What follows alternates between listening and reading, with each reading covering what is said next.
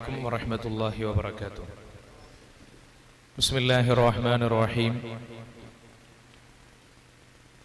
الحمد لله رب العالمين وبه نستعين. وصلى الله على سيدنا محمد وعلى آله وصحبه أجمعين وبعد. ഏറെ സമാദരണീയരായ ഈ സെമിനാറിൻ്റെ അധ്യക്ഷൻ SKSSFന്റെ ഇസ്തിഖാമയുടെ സജീവ സാന്നിധ്യമായ പ്രിയങ്കരനായ ജബ്ബാർ ഫൈളി ലക്ഷദ്വീപ്, പ്രിയങ്കരനായ സുഹൃത്ത് ആസിഫ് ഫൈളി അടക്കമുള്ള നേതാക്കളെ, പ്രിയപ്പെട്ട സഹോദരങ്ങളെ,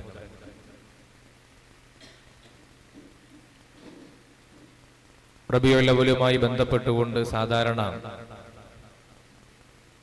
നമ്മുടെ നാടിൽ ഉയർന്നു വരാറുള്ള അനാവശ്യമായ വിവാദങ്ങളിൽ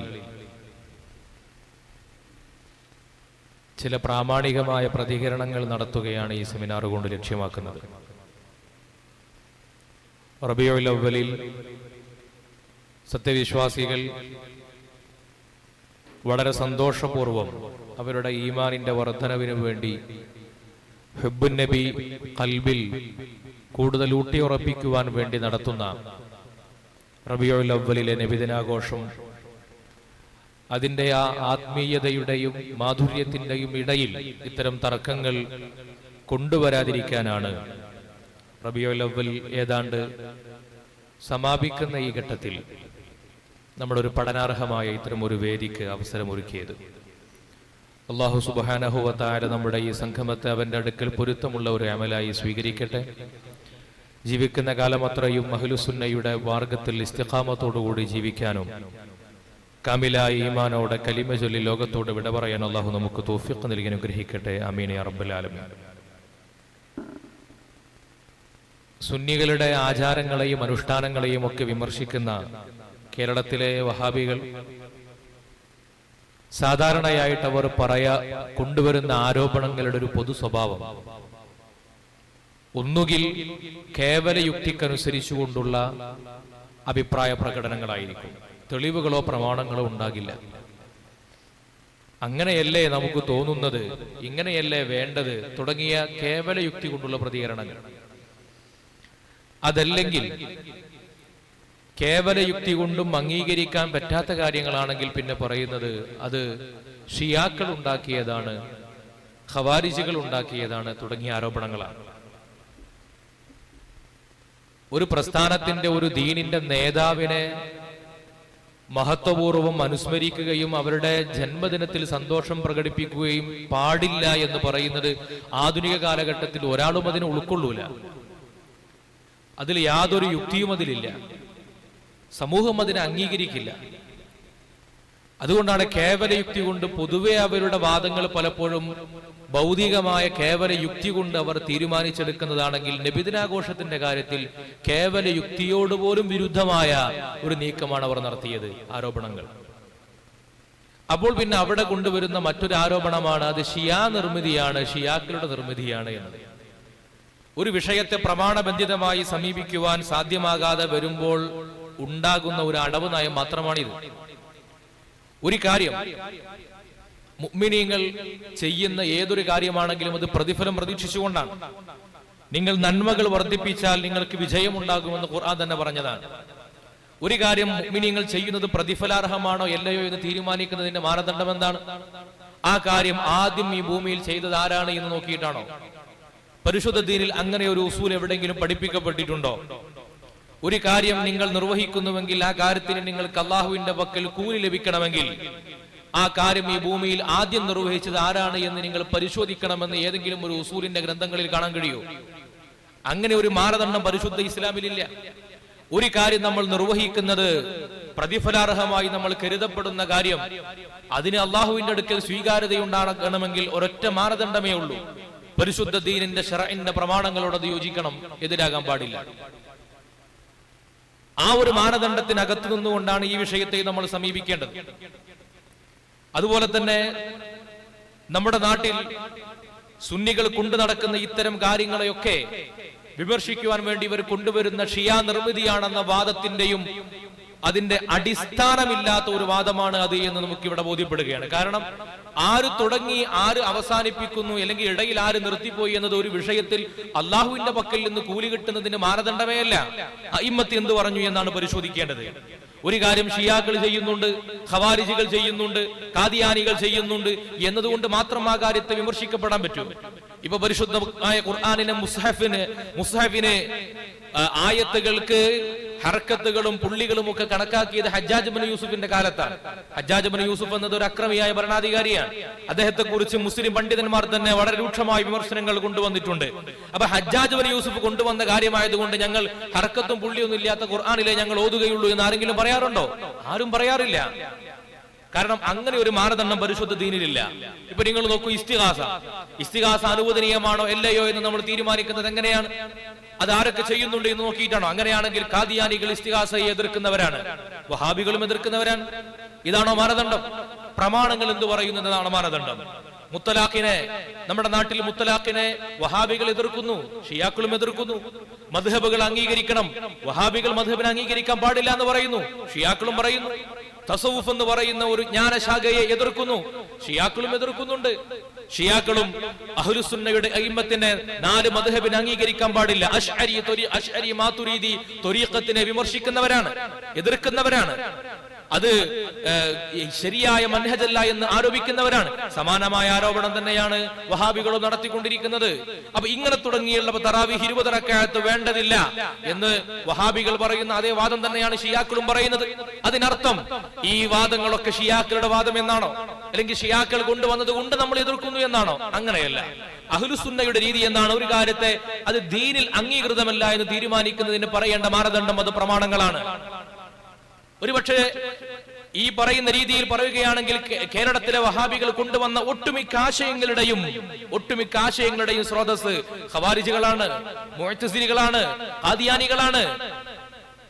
കേരളത്തിലെ വഹാബികൾ കൊണ്ടുവരുന്ന ആശയങ്ങൾക്ക് മുമ്പ് തന്നെ ഖാദിയാനികൾ സമാനമായ ആശയങ്ങൾ പറഞ്ഞതായിട്ട് രേഖകളിൽ കാണാൻ കഴിയും. അപ്പൊ ഈ ഒരു മാനദണ്ഡ പ്രകാരം സമീപിക്കുന്നത് ഒരു പണ്ഡിതോചിതമായ രീതിയല്ല. അവിടെ ഒരു വ്യത്യസ്ത വിഷയത്തിൽ ആളുകളെ എങ്ങനെ വ്യത്യസ്ത കക്ഷികളെ എങ്ങനെ യോജിക്കുന്നു വിയോജിക്കുന്നു എന്നതിന്റെ മാനദണ്ഡമാക്കുന്നത് ഈ വിഷയത്തിലും ശരിയല്ല. അപ്പോ നബിദിനാഘോഷത്തെ പ്രമാണബന്ധിതമായി എതിർക്കാൻ കഴിയാതെ വന്നപ്പോഴുള്ള ഒരു അടവ് നയം മാത്രമായിരുന്നു ഷിയാക്കളുടേതാണ് എന്ന ആരോപണം. ഇവിടെ പ്രധാനമായി 2 കാര്യങ്ങളാണ്. ഒന്ന്, ഇത് ഷിയാക്കൾ തുടങ്ങി വെച്ചതാണ്, അവരുടെ ആചാരങ്ങളുടെ കെണിയിൽ സുന്നികൾ പെട്ടുപോയതാണ്. ഈ 2 ആരോപണങ്ങൾ പ്രധാനമായിട്ട് ഉന്നയിക്കാറുള്ളത്. നബിദിനാഘോഷം തുടങ്ങിയത് ഷിയാക്കളാണ്, ആ കെണിയിൽ സുന്നികൾ പെട്ടുപോയതാണ്. ആധികാരികമായിട്ട് നമുക്ക് പറയാൻ കഴിയും, ലോക ചരിത്രത്തിൽ മുസ്ലിം പണ്ഡിതന്മാർ എഴുതിയ ഏതെങ്കിലും ഒരു ഗ്രന്ഥങ്ങളിൽ നബിദിനാഘോഷം ആദ്യമായി തുടങ്ങി വെച്ചത് ഷിയാക്കളാണ്. നബിദിനാഘോഷം ഷിയാക്കൾ തുടങ്ങി വെച്ച ആചാരമാണ്. ആ ആചാരത്തിന്റെ കെണിയിൽ പെട്ടുപോയതാണ് ലോകത്തെ സുന്നി സമൂഹമെന്ന് ആധികാരികമായി രേഖപ്പെടുത്തിയ ഒരൊറ്റ ഗ്രന്ഥവും ഒരൊറ്റ രേഖയും ഒരൊറ്റ ആധികാരിക തെളിവും ഇന്ന് വരെ ഹാജരാക്കാൻ വഹാബികൾക്ക് സാധ്യമായിട്ടില്ല. ഊഹങ്ങൾ, അനുമാനങ്ങൾ മാത്രം. ഊഹങ്ങളുടെയും അനുമാനങ്ങളുടെയും പേരിൽ അഹ്ലുസുന്നത്തി വൽ ജമാഅത്തിലെ നൂറ്റാണ്ടുകൾ നീണ്ടുനിന്ന പണ്ഡിത ഇമാമുമാർ രേഖപ്പെടുത്തിയ കാര്യങ്ങളെ നിരാകരിക്കുന്ന സമീപനം, ഇത് അടിസ്ഥാനപരമായി ഇങ്ങനെ ഒരു തെളിവ് പോലെ അവർക്ക് ഹാജരാക്കാൻ കഴിയില്ല എന്നതാണ്. യഥാർത്ഥത്തിൽ ഇവിടെ നാം മനസ്സിലാക്കേണ്ട ഒരു കാര്യം, ഈ ഒരു വിമർശനം ഉന്നയിക്കപ്പെടുന്നത് ഈ കാലഘട്ടത്തിലെ കേരളത്തിലെ സുന്നികളോടല്ല, സമസ്തക്കാരായ ആളുകളോടല്ല. ഈ ഒരു ആരോപണം കെണിയിൽ പെട്ടുപോയി എന്ന ആരോപണം, നിങ്ങൾ ഷിയാക്കളുടെ ആചാരം കൊണ്ടുവന്നിരിക്കുകയാണ് എന്ന ആരോപണം നീളുന്നത് ആരിലേക്കാണ് നീളുന്നത്? ഇമാം അബൂ ശാമ റളിയല്ലാഹു അൻഹുവിനെ പോലെയുള്ള ഹിജ്റയുടെ 7-ാം നൂറ്റാണ്ടുകളിൽ ജീവിച്ച ആളുകൾ, ഹിജ്റ 6-ാം നൂറ്റാണ്ടിൽ ജീവിച്ച ആളുകൾ, ലോകം മുസ്ലിമീങ്ങൾ അംഗീകരിക്കുന്ന ഇബ്നു ഹജർ അസ്ഖലാനി റളിയല്ലാഹു അൻഹുവിനെ പോലെയുള്ള അസംഖ്യം പണ്ഡിതന്മാർ, അവരിലേക്കാണ് നീളുന്നത് ഈ ആരോപണത്തിന്റെ മുനകൾ. യഥാർത്ഥത്തിൽ ആരാണ് തുടങ്ങി വെച്ചത്? ആരാണത് പറയേണ്ടത്? നബിദിനാഘോഷത്തിന്റെ പ്രാരംഭം, നബിദിനാഘോഷത്തിന്റെ രീതികൾ, ഇന്ന് കാണുന്ന രീതികളുടെ ഒരു തുടക്കം എങ്ങനെയായിരുന്നു എന്ന് പറയേണ്ടത് ആരാണ്? ഇത് നമ്മൾ കാണുന്ന വിപുലമായ നബിദിനാഘോഷ രീതികളുടെ തുടക്കം എങ്ങനെയായിരുന്നു എന്ന് പറയേണ്ടത് ഇമാമുമാരാണ്. ആ ഇമാമുമാർ രേഖപ്പെടുത്തിയ കാര്യങ്ങളിലേക്ക് നമുക്ക് നോക്കാം. മഹാനായ ഇമാം സുയൂത്തി റളിയല്ലാഹു അൻഹു ഹിജ്റ 911 ലോകത്തോട് ഇവിടെ പറഞ്ഞത്. മഹാനവർ പ്രസിദ്ധമായ ഗ്രന്ഥമാണ് അൽ ഹാബീൽ ഫത്താവ. എല്ലാവർക്കും ഈ വിഷയവുമായി ബന്ധപ്പെട്ട് അറിയുന്ന കാര്യം. അതിൽ മഹാനവറുകൾ പറയുന്നുണ്ട്, വഅവ്വലു മൻ അഹ്ദസ ഫിഅല ദാലിക സ്വാഹിബു ഇർബൽ അൽ മലിക്കുൽ മുളഫർ അബൂ സഈദ് കുക്ബരി. മുളഫർ രാജാവ് എന്ന പേരിൽ പ്രസിദ്ധനായ ഇർബൽ പ്രവിശ്യയിലെ രാജാവായിരുന്ന അബൂ സഈദ്, അദ്ദേഹമാണ് ഈ രീതിയിലുള്ള വിപുലമായ നബിദിനാഘോഷങ്ങളുടെ ഒരു തുടക്കം കുറിക്കുന്ന അദ്ദേഹമാണ്. അദ്ദേഹത്തെ കുറിച്ച് വളരെ പ്രശംസിച്ചുകൊണ്ടാണ് ഇമാം സുയൂത്തി റളിയല്ലാഹു അൻഹു രേഖപ്പെടുത്തിയത്. ഇതേ കാര്യം തന്നെ ഇമാം നവവി റളിയല്ലാഹു അൻഹുവിന്റെ ഉസ്താദായ ഹിജ്റ 665 വഫാത്തായ അബൂ ശാമ അൽ മഖ്ദിസി റഹിമഹുല്ലാഹ്, അദ്ദേഹം തന്നെ അദ്ദേഹത്തിന്റെ അൽ ബാഇസ് അലാ ഇൻകാരിൽ ബിദ്അ വൽ ഹവാദിസ് എന്ന ഗ്രന്ഥം, അതായത് ബിദ്അത്തുകളെയും ദീനിൽ പുതുതായി കൊണ്ടുവന്ന കാര്യങ്ങളെയും നിരോധിക്കാൻ വേണ്ടി, നിഷേധിക്കാൻ വേണ്ടി മാത്രം തയ്യാറാക്കിയ ഗ്രന്ഥമാണ്. ആ ഗ്രന്ഥത്തിൽ പറയുന്ന കാര്യം എന്താണ്? ഇത് ആദ്യം വകാന അവ്വലു മൻ ഫഅല ദാലിക ബിൽ മൗസിൽ, ഇന്നത്തെ ഇറാഖിലെ മോസുൽ പ്രദേശത്ത് ആദ്യമായി ഇക്കാര്യത്തെ കൊണ്ടുവരുന്നത് അശ്ശൈഖ് ഉമർ ബിൻ മുഹമ്മദുൽ മുല്ല എന്ന അഹദുസ് സ്വാലിഹീൻ അൽ മഷ്ഹൂരീൻ എന്നാ പറഞ്ഞു. ഉമർ ബിൻ മുഹമ്മദുൽ മുല്ല എന്ന സ്വാലിഹീങ്ങളിൽപ്പെട്ട പ്രസിദ്ധനായ ഒരു പണ്ഡിതൻ, ഒരു നല്ല സ്വാലിഹായ ഒരു മനുഷ്യൻ, അദ്ദേഹം തുടങ്ങുകയും അദ്ദേഹത്തിന്റെ ആ രീതിയെ അനുഗമിച്ചുകൊണ്ട് ഇർബൽ പ്രവിശ്യയിലെ രാജാവായ മുളഫർ രാജാവ് കൊണ്ടുവരികയും ചെയ്തു. മുളഫർ രാജാവ് അതിനെ കൊണ്ടുവരികയും നടപ്പാക്കുകയും ചെയ്തു എന്നാണ് ഇമാം സുയൂത്ത് റളിയല്ലാഹു അൻഹു പറഞ്ഞ കാര്യമാണ്. ഇമാം സുയൂത്ത് പിന്നെ അബൂ ശാമ റളിയല്ലാഹു അൻഹു രേഖപ്പെടുത്തിയിട്ടുണ്ട്. അതേ പ്രകാരം തന്നെ മഹാനായ ഇബ്നു കസീർ റഹ്മത്തുള്ളാഹി അദ്ദേഹത്തിന്റെ താരീഖിൽ രേഖപ്പെടുത്തിയത് കാണാം. റബീഉൽ അവ്വലിൽ മുളഫർ രാജാവ് നടപ്പിലാക്കിയിരുന്ന ഈ ആഘോഷങ്ങളെ പറ്റിയിട്ട് വളരെ വളരെ മദ്ഹയോടുകൂടി, പ്രശംസയോടുകൂടി പറഞ്ഞിട്ടുണ്ട്. ആരാണ് ഈ മുളഫർ രാജാവ്? മുളഫർ രാജാവിനെ കുറിച്ച് അദ്ദേഹം വലിയ ആലിമായിരുന്നു. ആഖിലൻ ആലിമൻ ആദിലൻ റഹിമഹുല്ലാഹു വ അക്റമ മസ്വാഹു. ഇബ്നു കസീർ റഹ്മത്തുള്ളാഹിയാണ് പറയുന്നത്. ഈ ഒരു കാര്യം ഒരു ബിദ്അത്തായിരുന്നുവെങ്കിൽ ഇവർ അംഗീകരിക്കുമായിരുന്നു. ഇത് ഇസ്ലാമിൽ സ്വീകാര്യതയില്ലാത്ത കാര്യമായിരുന്നുവെങ്കിൽ ഇതിനെ എതിർക്കണ്ടേ? അബൂ ശാമ മഖ്ദിസി എന്നവർ ബിദ്അത്തിനെ എതിർക്കാൻ വേണ്ടി മാത്രം ഉണ്ടാക്കിയ ഗ്രന്ഥത്തിലാണ് ഇതിനെ മദ്ഹ് ചെയ്തുകൊണ്ട് പറയുന്നത്. എങ്ങനെയാണ് ഇത് നിരാകരിക്കുന്നതിന്റെ മാനദണ്ഡം എന്താണ്? ഒരു തെളിവുമില്ല എന്ന് തന്നെയാണ്. ചരിത്രത്തിൽ കാണാം, ആ മുളഫർ രാജാവിന് വഖദ് സന്നഫ ലഹു ശൈഖ് അബുൽ ഖത്താബ് ഇബ്നു ദുഹിയ എന്ന പണ്ഡിതൻ ഒരു മൗലിദുൻ നബവിയിൽ ഒരു ഗ്രന്ഥം ഉണ്ടാക്കിയിട്ട് കൊടുക്കുന്നുണ്ട്, രചിച്ചു നൽകുന്നുണ്ട് മുളഫർ രാജാവിന്. അത്തൻവീറു ഫീ മൗലിദിൽ ബഷീറിൻ നദീർ എന്നാണ് ഗ്രന്ഥത്തിന്റെ പേര്. ആ ഗ്രന്ഥം ഉണ്ടാക്കി നൽകിയത് ഇബ്നു ദുഹിയ. ആരാണ് ഇബ്നു ദുഹിയ? ആ കാലഘട്ടത്തിലെ ആരും അംഗീകരിക്കാത്ത പണ്ഡിതന്മാരൊക്കെ എഴുതി തള്ളിയ ആൾ ആരെങ്കിലുമാണോ? ഇബ്നു ദുഹിയെ കുറിച്ച് പണ്ഡിതന്മാർ വളരെ വിശദമായിട്ട് രേഖപ്പെടുത്തിയിട്ടുണ്ട്. അദ്ദേഹത്തെ കുറിച്ച് പറയുന്നത്, ഇബ്നു ദുഹിയ ഇങ്ങനെ ഒരു ഗ്രന്ഥമുണ്ടാക്കി മുളഫർ രാജാവിന് കൊടുത്തു എന്ന കാര്യം നിരവധി കിതാബുകളിൽ അൽ ബിദായത്ത് വൻ നിഹായയിൽ കാണാം, സിയർ അഅ്ലാമിൻ നുബലായിൽ കാണാം, വഫയാത്തുൽ അയാൻ ഇബ്നു ഖല്ലിക്കാൻ രേഖപ്പെടുത്തിയിട്ടുണ്ട്, ഇമാം സുയൂത്തി രേഖപ്പെടുത്തിയിട്ടുണ്ട്, അസീറത്തുൽ ഹലബിയയിൽ കാണാം. എല്ലാ ചരിത്ര ഗ്രന്ഥങ്ങളിലും സുവിദിതമായി രേഖപ്പെടുത്തപ്പെട്ട കാര്യമാണ്. ഇമാം ദഹബി ഇദ്ദേഹത്തെ കുറിച്ച് പറഞ്ഞിട്ട് പറയാണ്, അശ്ശൈഖുൽ അല്ലാമത്തുൽ മുഹദ്ദിസുർ റഹാലുൽ മുതഫന്നിൻ, വ്യത്യസ്തമായ വിജ്ഞാന ശാഖകളിൽ അഗാധ പാണ്ഡിത്യമുള്ള ഒരു അല്ലാമയാണ്, മുഹദ്ദിസാണ്. വളരെ ഹദീസിലും ലുഗത്തിലും ഫിഖ്ഹിലും ഒക്കെ അഗാധമായ പാണ്ഡിത്യമുള്ള ഒരു പണ്ഡിതൻ. അദ്ദേഹമാണ് മൗലിദ് ഉണ്ടാക്കി രാജാവിന് കൊടുക്കുന്നത്. ഇതൊരു രാഷ്ട്രീയ പ്രേരിതമായ പണിയല്ല. അഹ്ലുസുന്നത്തി വൽ ജമാഅ നിർവഹിക്കുന്ന ആചാരങ്ങളുടെ ഒരു പ്രത്യേകത എന്താണെന്നറിയോ? അത് ഏതെങ്കിലും ഒരു രാജാവോ ഭരണാധികാരിയോ മാത്രം തുടങ്ങി വെച്ച കാര്യങ്ങളാവൂല. സ്വീകാര്യയോഗ്യരായ അഇമ്മത്തും ആരിഫീങ്ങളും ഔലിയാക്കളും ഒക്കെ മുന്നിൽ നിന്നുകൊണ്ട് കാണിച്ചു നൽകിയിട്ടുള്ള ഒരു രീതിയല്ലാത്ത ഒരു സംഗതികളും മുസ്ലിം സമൂഹം പിന്തുടരുന്നില്ല. ഷിയാക്കളുടെ ആചാരങ്ങളുടെ പ്രത്യേകത എന്താണ്? ഷിയാക്കളാകട്ടെ വഹാബികളാവട്ടെ, ഇങ്ങനെ തുടങ്ങിയ ആളുകളുടെ പ്രത്യേകത എന്താ? അവരുടെ രാജാക്കന്മാർ, രാഷ്ട്രീയ പ്രതിനിധികളും രാഷ്ട്രീയ നേതാക്കന്മാരും പരിചയപ്പെടുത്തിയ ആചാരങ്ങളെ തങ്ങളുടെ ആചാരമായി കൊണ്ടു നടക്കുന്ന രീതിയാണ് അവരൊക്കെ ഇത്തരം കക്ഷികളൊക്കെ സ്വീകരിക്കുക. അഹ്ലുസുന്നയുടെ രീതി എന്താ? ഒരു രാജാവ് കൊണ്ടുവന്ന കാര്യം, അല്ലെങ്കിൽ ഒരു അംഗീകരിക്കപ്പെടാത്ത, പാർശ്വവൽക്കരിക്കപ്പെടുന്ന ഒരു മനുഷ്യൻ കൊണ്ടുവന്ന ഒരു കാര്യമല്ല സ്വീകരിക്കപ്പെടുക. അഹ്ലുസുന്നയുടെ രീതി എന്ന് പറഞ്ഞാൽ സ്വീകരിക്കപ്പെടുന്ന ഇത്തരം സുവിദിതമായ ആചാരങ്ങളുടെയൊക്കെ പിറകിൽ സ്വാലിഹീങ്ങൾ ഉണ്ടാകും, ഔലിയാക്കൾ ഉണ്ടാകും, ആലിമീങ്ങൾ ഉണ്ടാകും, ഫുഖഹാ ഉണ്ടാകും. നിരവധി പണ്ഡിതന്മാർ അതിനനുകൂലമായിട്ട് രേഖപ്പെടുത്തിയിട്ടുണ്ട്. ഇബ്നു ഖല്ലിക്കാൻ അദ്ദേഹത്തിന്റെ കിതാബിൽ ഈ ഇബ്നു ദഹിയയെ കുറിച്ച് പറയുന്നത് കാണാം, മിൻ അയ്യാനിൽ ഉലമാഇ വ മശാഹിരിൽ ഫുളറാ, അക്കാലഘട്ടത്തിലെ വളരെ പ്രസിദ്ധരായ പണ്ഡിതന്മാരുടെ കൂട്ടത്തിൽ എണ്ണപ്പെടുന്ന ഒരാളായിരുന്നു. അദ്ദേഹമാണ് മുളഫർ രാജാവിന് കിതാബ് ഉണ്ടാക്കി കൊടുത്തത്. ഈ മുളഫർ രാജാവ് ഏതെങ്കിലും ചെറിയ രാജാവാണോ? അദ്ദേഹം യാതൊരു രീതിയിലുള്ള പരിഗണന നൽകപ്പെടാത്ത, അല്ലെങ്കിൽ അക്രമകാരിയായോ ജബ്ബാറായോ ഖഹാറായിട്ടൊക്കെ പരിചയപ്പെടുത്തപ്പെട്ട ആളാണോ? അല്ല, അദ്ദേഹം ലാലിമല്ല. അദ്ദേഹത്തെ പറ്റി ഇമാം ദഹബി സിയർ അഅ്ലാമിൻ നുബലയിൽ പറയുന്നത് കാണാം, വകാന മുഹിബ്ബൻ ലിസ്സദഖതി, ദാനങ്ങൾ ഇഷ്ടപ്പെടുന്ന, വകാന മുതവാദിഅൻ ഖയ്യിറൻ സുന്നിയൻ യുഹിബ്ബുൽ ഫുഖഹാ വൽ മുഹദ്ദിസീൻ, ഫുഖഹായിനെ ഇഷ്ടപ്പെടുന്ന, മുഹദ്ദിസീങ്ങളെ ഇഷ്ടപ്പെടുന്ന, അതുപോലെ തന്നെ സ്വാലിഹീങ്ങളെ ഇഷ്ടപ്പെടുന്ന, ഇങ്ങനെ വളരെ സച്ചരിതമായ ആളുകളുടെ കൂടെ സഹവാസം സാധിച്ചെടുത്ത ഒരു മഹാനായ രാജാവ്. അങ്ങനെയുണ്ടല്ലോ, സ്വാലിഹീങ്ങളുടെ കൂടെ അവരുടെ നിർദ്ദേശങ്ങൾക്ക് അനുസൃതമായിട്ട് മാത്രം ജീവിതത്തെ ക്രമീകരിക്കുന്ന ഒരു രാജാവിന്റെ രീതിശാസ്ത്രം സ്വീകരിച്ചയാളാണ് അദ്ദേഹം. കണ്ടോ? ഏതെങ്കിലും ഒരു ചരിത്രരേഖയിൽ ഇദ്ദേഹത്തെ കുറിച്ച് മോശമായി രേഖപ്പെടുത്തപ്പെട്ടതായിട്ട് കാണോ? ഇനി ഉണ്ടെങ്കിൽ തന്നെ അക്കാലഘട്ടത്തിൽ ഇമാമുമാർ അതിൽ പങ്കെടുക്കും. അപ്പൊ ആദ്യമായി നബിദിനാഘോഷത്തെ ഇന്ന് കാണുന്ന ഇത്രയും പ്രൗഢമായ രീതിയിലുള്ള നബിദിനാഘോഷത്തെ പരിചയപ്പെടുത്തപ്പെട്ടത് മുളഫർ രാജാവിലൂടെയാണ്. എന്തേ പിന്നെ അത് വൈകിയത് എന്നുള്ള ചോദ്യം ഉണ്ടാവും. എന്തേ അന്ന് വൈകാനുള്ള അതുവരെ ഉണ്ടാകാതെ വൈകി ഉണ്ടായത് എന്തുകൊണ്ടാണ്? മുസ്ലിം സമൂഹത്തിനകത്ത് അങ്ങനെയാണ്. നബിദിനാഘോഷം കൊണ്ട് താല്പര്യപ്പെടുന്നത് മഹബത്തല്ലേ? ആ മഹബത്ത് ജനങ്ങളിൽ നിന്ന് കുറഞ്ഞു പോകുന്ന സമയത്ത്, ഈമാനിന്റെ വേരുകൾ മുറിഞ്ഞു പോകുന്ന സമയത്ത്, ആ മഹബത്തിനെ വർദ്ധിപ്പിക്കുവാൻ ആവശ്യമായ ചേരുവകൾ കൂടി വരണം. ഇൽമിന്റെ വേരുകൾ, ഹദീസുമായി ബന്ധപ്പെട്ട ഇൽമിന്റെ വേരുകൾ കുറഞ്ഞു പോകുമ്പോഴാണ് ഹദീസുമായി ബന്ധപ്പെട്ട വിജ്ഞാന ശാഖകൾ വർദ്ധിച്ചത്. ഫിഖ്ഹുമായി ബന്ധപ്പെട്ട വേരുകൾ അറ്റുപോകുമ്പോഴാണ് ഉസൂൽ ഫിഖ്ഹ് പോലെയുള്ള ജ്ഞാനശാഖകൾ ഉണ്ടായത്. എന്നതുപോലെ മഹബത്തിന്റെ, ഈമാനിന്റെ കാതലായ മഹബത്ത്, ആ മഹബത്തിന്റെ വേരുകൾ അറ്റുപോയാൽ ഈമാൻ കുറഞ്ഞു പോകും. അപ്പോൾ പിന്നെ എന്തു വേണം?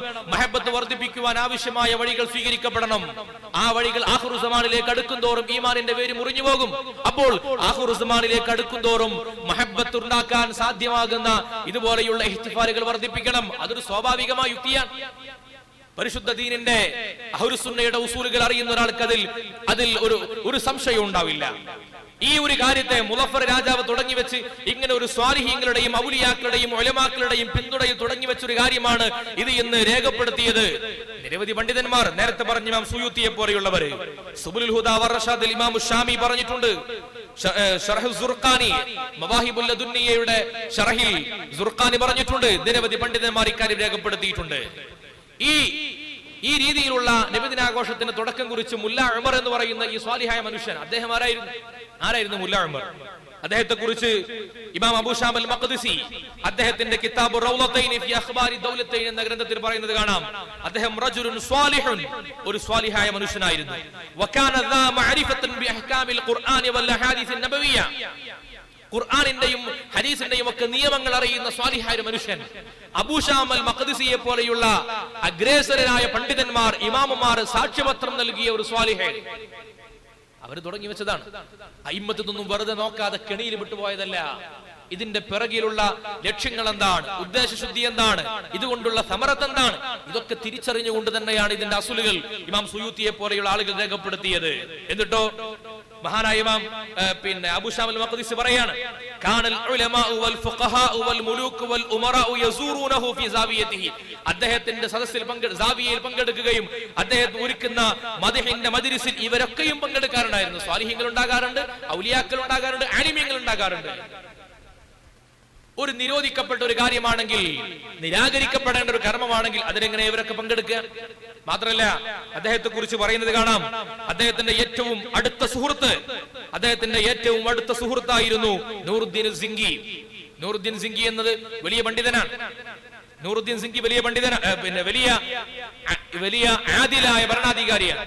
ഷദറാത്തുൽ ദഹബിൽ അദ്ദേഹത്തെ രേഖപ്പെടുത്തിയിട്ടുണ്ട്. അദ്ദേഹത്തെ പോലെയുള്ള ആളുകൾ സ്വാലിഹീങ്ങളുടെ കൂട്ടത്തിൽ ഉണ്ടാവാനേ തരമില്ല എന്ന രീതി രേഖപ്പെടുത്തിയതായിട്ട് കാണാം. നൂറുദ്ദീൻ സിംഗി അത്രയും ഈ മുല്ല ഉമർ എന്ന ഈ മഹാനായ മനുഷ്യനോട് ഏറ്റവും അദ്ദേഹത്തിന്റെ മുഹിബായ ആളായിരുന്നു.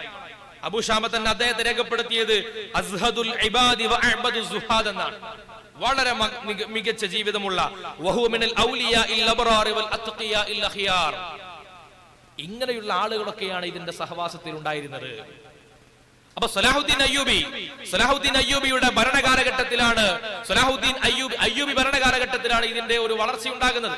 അയ്യൂബി ഭരണാധികാരിയുടെ സലാഹുദ്ദീൻ അയ്യൂബി അദ്ദേഹത്തിന്റെ സ്വന്തം സഹോദരിയെ ഈ രാജാവിന് വിവാഹം ചെയ്തു കൊടുത്തായിട്ടൊക്കെ ചരിത്രത്തിന്റെ രേഖകളിൽ കാണാൻ കഴിയും. അങ്ങനെ ഒരു സ്വാലിഹീങ്ങളും ഔലിയാക്കളും ഉലമാക്കളും തമ്മിലുള്ള ഒരു ബന്ധത്തിന്റെ പിറകിൽ വന്നിട്ടുള്ള ഒരു കാര്യം തന്നെയാണ് ഇത്.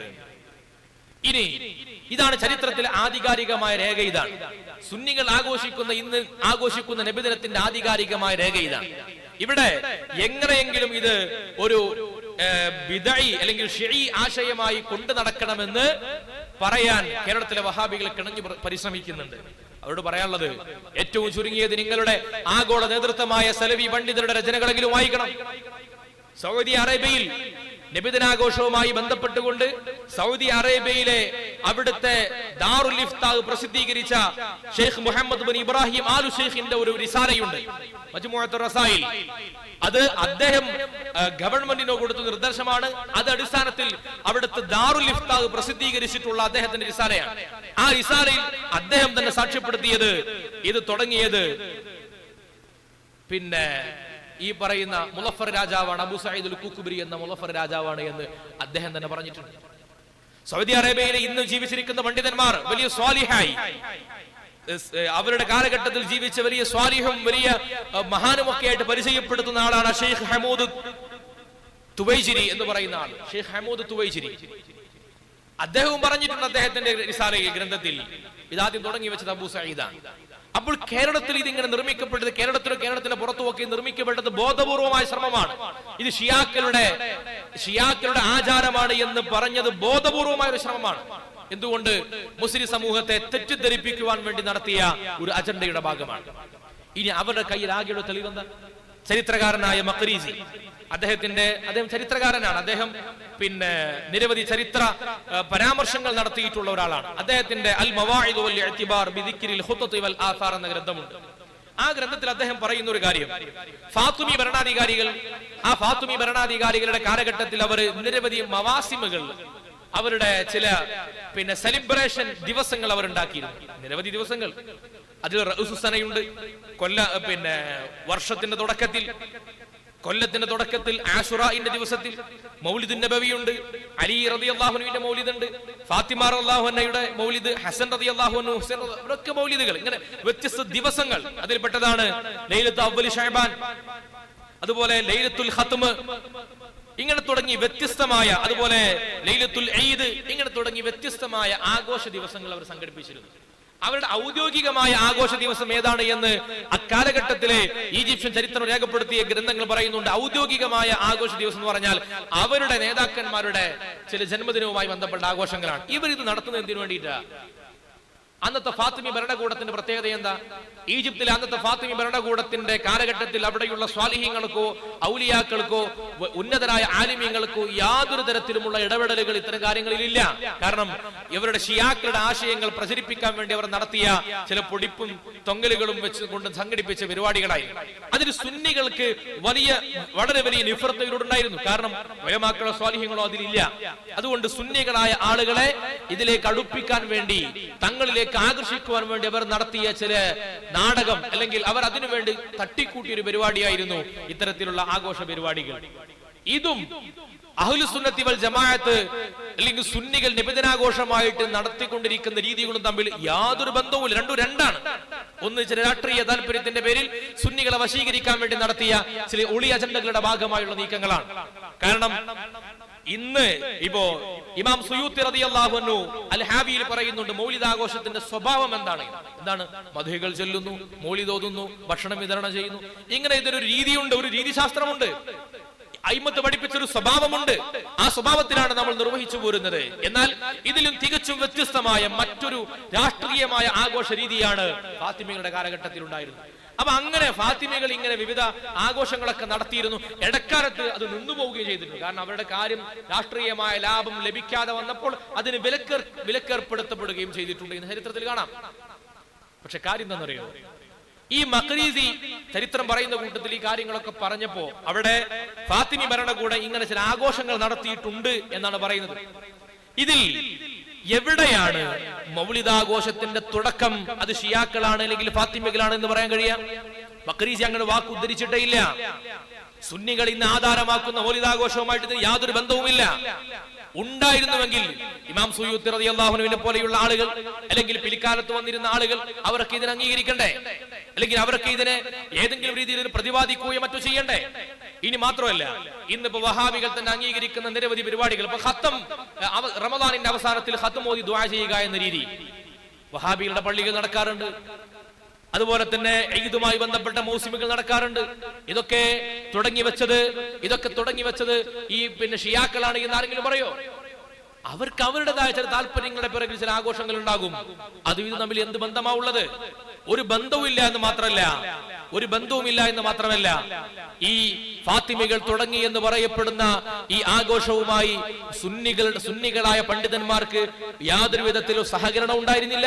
അത് രാഷ്ട്രീയ താല്പര്യത്തിന്റെ പേരിലായിരുന്നു. ഇമാമുമാരെല്ലാം ഈ വിഷയവുമായി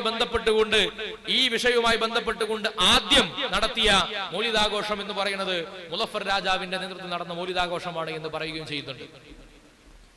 ഇനി ഏറ്റവും പ്രധാനമായിട്ടുള്ള കാര്യം, മക്രീസി എവിടെയാണ്? മക്രീസി എന്നല്ല, ലോകത്തെ ഏതെങ്കിലും തെളിവായി ഉദ്ധരിക്കുന്ന ഗ്രന്ഥം ഇതാണല്ലോ. മക്രീസി എവിടെയെങ്കിലും പറഞ്ഞിട്ടുണ്ടോ ആദ്യമായി മൗലിദാഘോഷം തുടങ്ങിയത് അത് ഫാത്തിമകളാണ് എന്ന് പറഞ്ഞിട്ടുണ്ടോ? കാണാൻ കഴിയില്ല. ഇനി ഷിയാക്കൾ തുടങ്ങി വെച്ച ഒരു ആശയത്തെ സുന്നി സമൂഹം അതിന്റെ കെണിയിൽ വീണുപോയതാണ് എന്ന് പറഞ്ഞ് വഹാബികൾ പ്രചരിപ്പിക്കുന്നത് അതാണ്. അങ്ങനെ കെണിയിൽ വീണുപോയതാണ് എന്ന് ഏതെങ്കിലും ഒരു പണ്ഡിതൻ, ഏതെങ്കിലും ഒരു ഇമാം രേഖപ്പെടുത്തിയിട്ടുണ്ടോ? ഇല്ല. ഇനി അങ്ങനെ ഉണ്ടെങ്കിൽ ആ കെണിയിൽ വീണുപോയ ആളുകൾ ആരൊക്കെയാണ്? ലോകത്ത് അഗ്രേസരായി അംഗീകരിക്കപ്പെടുന്ന ഇമാമുമാരല്ല ആ കെണിയിൽ വീണുപോയത്. അപ്പോൾ പിന്നെ അവരുടെ വൈജ്ഞാനിക ശ്രമങ്ങൾക്ക് എന്ത് ക്രെഡിബിലിറ്റിയാണുള്ളത്? മുസ്ലിം സമൂഹത്തിന്റെ വൈജ്ഞാനിക സ്രോതസ്സുകൾ മുഴുവനും ചോദ്യചിഹ്നമാക്കുന്ന രീതിയിലുള്ള സമീപനമാണ് ഇവർ നടത്തിക്കൊണ്ടിരിക്കുന്നത്. ഇനി ഇതേ മക്രീസ് തന്നെ ഇതേ ഗ്രന്ഥത്തിൽ അൽ മവാഇദ് വൽ ഇഅ്തിബാർ എന്ന ഗ്രന്ഥത്തിൽ അതിന്റെ 3-ാം വാള്യം 167-ാമത്തെ പേജിൽ ഷെയ്ഖുൽ ഇസ്ലാം സിറാജുദ്ദീൻ ബുൽഖീനി റഹിമഹുല്ലാഹ് അടക്കമുള്ള മഹാന്മാർ പങ്കെടുത്ത മൗലിദാഘോഷത്തെ കുറിച്ച് വളരെ സവിസ്തരം വിശദീകരിക്കുന്നുണ്ട്. ഈജിപ്തിൽ നടന്ന മൗലിദാഘോഷം തന്നെ അത് ഇന്ന് നമ്മൾ സുന്നികൾ നിർവഹിക്കുന്ന രീതിയിൽ ഖറാത്തൊക്കെ നടത്തി വളരെ എന്താ പറയുക ഉലമാക്കളും അതിൽ പറയുന്നത് 4 മദ്ഹബിന്റെയും ഇമാമുമാർ, 4 മദ്ഹബിന്റെയും ഖാലിമാർ, ഉലമാക്കൾ, സ്വാലിഹീങ്ങൾ ഒക്കെ പങ്കെടുത്ത രീതിയാണ് എന്നാണ് പറഞ്ഞിട്ടുള്ളത്. ഇത് ഷിയാക്കൾ കൊണ്ടുവന്ന ഒരു ആചാരമാണ് എന്ന ആരോപണം നിലനിൽക്കുകയാണെങ്കിൽ, അല്ലെങ്കിൽ ഷിയാക്കളുടെ ആചാരങ്ങളിൽ മുസ്ലിം സമൂഹം വീണുപോയതാണ് എന്ന ഒരു ആരോപണം നിലനിൽക്കുകയാണെങ്കിൽ ആ ആരോപണം ഉന്നയിക്കപ്പെടുന്ന ആർക്ക് നേരെയാണ്? ആ ആരോപണം ഉന്നയിക്കപ്പെടുന്നത് മുസ്ലിം സമൂഹത്തിൽ നാളിത്രയായി ഈ ഒരു വിഷയത്തെ അംഗീകരിച്ചു പോന്ന അയിമ്മത്തുകൾക്ക് നേരെയാണ്. അതൊരു ഗുരുതരമായ ആരോപണമാണ്. മഹാനായ ഇമാം സഖാവി റളിയല്ലാഹു അൻഹു, ആരാണ് ഇമാം സഖാവി? അദ്ദേഹം ലോകത്തിന്റെ വിവിധ ഭാഗങ്ങളിൽ സഞ്ചരിച്ച ധാരാളം യാത്രകൾ നടത്തിയ ഒരു പണ്ഡിതനാണ്, ഇമാമാണ്. മഹാനായ ഇബ്നു ഹജർ അസ്ഖലാനി റളിയല്ലാഹു അൻഹുവിന്റെ വളരെ പ്രിയപ്പെട്ട ശിഷ്യനാണ്. അദ്ദേഹം ഹിജ്റ 902 അദ്ദേഹം ലോകത്തോട് വിട പറയുന്നത്. അൽ അജ്വിബത്തുൽ മർദിയയിൽ കാണാം, അദ്ദേഹം പറയുകയാണ്, മാ സാല അഹ്ലുൽ ഇസ്ലാമി മിൻ സായിരിൽ അഖ്താരി വൽ മുദനിൽ ഇദാം യഹ്തഫിലൂന ഫീ ശഹ്രി മൗലിദിഹി സ്വല്ലല്ലാഹു അലൈഹി വസല്ലം. മുസ്ലിം ലോകത്തിന്റെ ഒരു പതിവാണ് ഈ മൗലിദാഘോഷവുമായി ബന്ധപ്പെട്ട കാര്യം. മൗലിദാഘോഷങ്ങളിൽ പങ്കെടുക്കൽ, നബി തങ്ങളെ മഹത്വപ്പെടുത്തൽ, നബി തങ്ങളെ ആദരിക്കൽ, നബി സല്ലല്ലാഹു അലൈഹി വസല്ലം തങ്ങളുടെ മദ്ഹുകൾ പറയൽ, നബി തങ്ങളുടെ പേരിൽ സ്വതക്കകൾ ചെയ്യൽ, ഇത് മുസ്ലിം ലോകത്തിന്റെ പതിവാണ്. അവർ തുടർന്നു വരുന്ന ഒരു രീതിശാസ്ത്രമാണ് എന്ന് പറയുന്നത് ലോകം സഞ്ചരിച്ച മഹാനാണ് ഇമാം സഖാവി റളിയല്ലാഹു അൻഹു. ഇതൊരു മുസ്ലിം ലോകത്തിന്റെ പതിവായി നടന്നിട്ടുള്ള ഒരു കാര്യമാണ്. അതുകൊണ്ട് ഒരിക്കലും ഇത് ഷിയാക്കളുടെ മേൽ കെട്ടിവെച്ച് ഷിയാക്കൾ കൊണ്ടുവന്ന തങ്ങൾക്ക് ഇഷ്ടമില്ലാത്തൊരു കാര്യമായി എന്ന കാരണം കൊണ്ട് ഷിയാക്കളുടെ മേൽ കെട്ടിവെക്കുന്ന ആരോപണ രീതി ഒരിക്കലും ശരിയല്ല.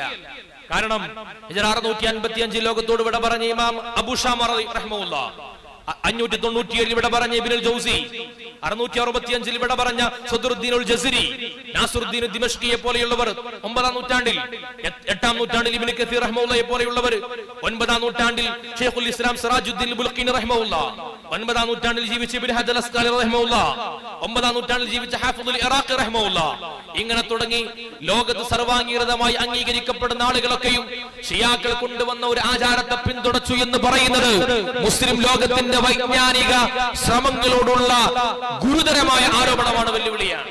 ഇവരൊക്കെ മൗനം പാലിച്ചു എന്നാണോ? എന്താണ് ഇവിടെ ഗ്രന്ഥങ്ങളുടെ പ്രത്യേകത? ഇബ്നു ഹജർ അസ്ഖലാനി റഹ്മത്തുള്ളാഹിയുടെ ഗ്രന്ഥങ്ങൾ പരിശോധിക്കുക.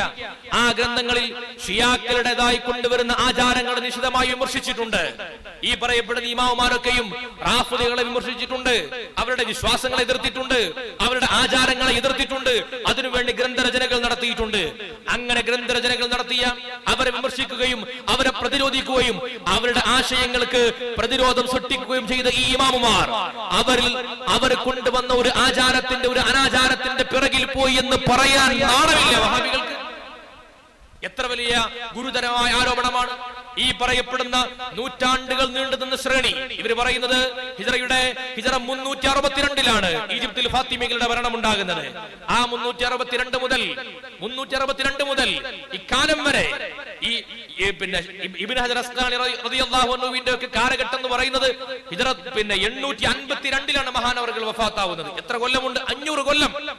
ഈ 500 കൊല്ലക്കാലത്തിനിടക്ക് ഈ മുസ്ലിം സമൂഹത്തിൽ നടന്നിട്ടുള്ള അനാചാരങ്ങൾക്കെതിരെ ശബ്ദിച്ച ഈ ഇമാമുമാർ, അനീതികൾക്കെതിരെ പ്രതികരിച്ച ഇമാമുമാർ, അന്ധവിശ്വാസങ്ങൾക്കെതിരെ, വിശ്വാസ വൈകല്യങ്ങൾക്കെതിരെ പ്രതികരിച്ച ഇമാമുമാർ, ഇബ്നു ഹജർ തങ്ങളൊക്കെ സ്വഹീഹുൽ ബുഖാരിക്ക് വ്യാഖ്യാനം എഴുതുന്നത് 700ഓളം മുൻകാല ഗ്രന്ഥങ്ങളെ പരതി നോക്കിയിട്ടാണ് 16 കൊല്ലത്തെ സമയമെടുത്തിട്ട് സ്വഹീഹുൽ ബുഖാരിക്ക് വ്യാഖ്യാനം എഴുതിയത്. അത്രയും വൈജ്ഞാനിക സൂക്ഷ്മത പുലർത്തിയ ഇമാമുമാർ 100 കൊല്ലം ഒരു ഷിയ അനാചാരത്തെ കുറിച്ച് ഒന്നും പ്രതികരിച്ചില്ല എന്ന് പറയുന്നത് എന്തൊരു വിഡ്ഢിത്തമാണ്. മുസ്ലിം സമൂഹത്തിന്റെ വൈജ്ഞാനിക ചരിത്രത്തെ കുറിച്ച് ഇമാമുമാർ എങ്ങനെയാണ് വൈജ്ഞാനിക വിഷയങ്ങളോട്, വിശ്വാസ കാര്യങ്ങളോട്, പ്രത്യേകിച്ച് അനാചാരങ്ങളോട് കാണിച്ചിരുന്ന സമീപനം എന്താണ് എന്നതിനെ കുറിച്ച് യാതൊരു ധാരണയും ഇല്ലാത്ത ആളുകൾ അവരല്ലേ ഇങ്ങനെ പറയുള്ളൂ. സാക്ഷാൽ ഇബ്നു തൈമിയ്യ പോലും പറഞ്ഞത് എന്താ? ഇതിന്റെ ഉദ്ദേശശുദ്ധിയും ഇതിൽ നബി സല്ലല്ലാഹു അലൈഹി വസല്ലമ തങ്ങളെ തഅലീം ചെയ്യലും ഒക്കെ ഉള്ളതുകൊണ്ട് അതിൽ പ്രതിഫലം ലഭിക്കുമെന്ന് സാക്ഷാൽ ഇബ്നു തൈമിയ്യക്ക് പോലും തിരിഞ്ഞിട്ടുണ്ട്. അദ്ദേഹം നബിദിനാഘോഷത്തെ അംഗീകരിച്ച ആളല്ല.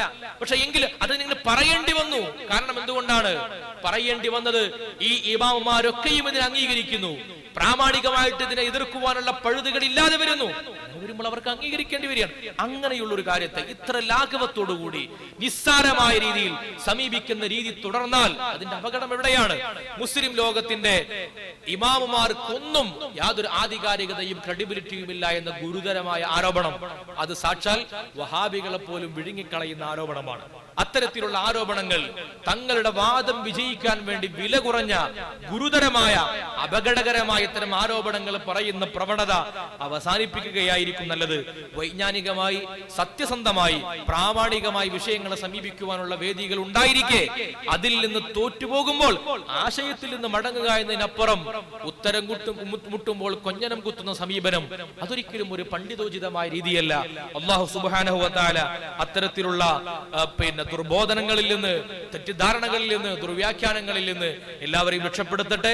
അഹ്ലുസുന്നത്തി വൽ ജമാഅത്തിന്റെ മാർഗത്തെ ഉറച്ചു നിർത്താൻ നമുക്ക് തൗഫീഖ് നൽകട്ടെ. എതിരാളികൾക്കും നമുക്കുമൊക്കെ അല്ലാഹു ഹിദായത്തിന്റെ മാർഗങ്ങൾ, സത്യസന്ധമായ മാർഗങ്ങൾ അല്ലാഹു നമുക്ക് പ്രകടമാക്കി തരട്ടെ.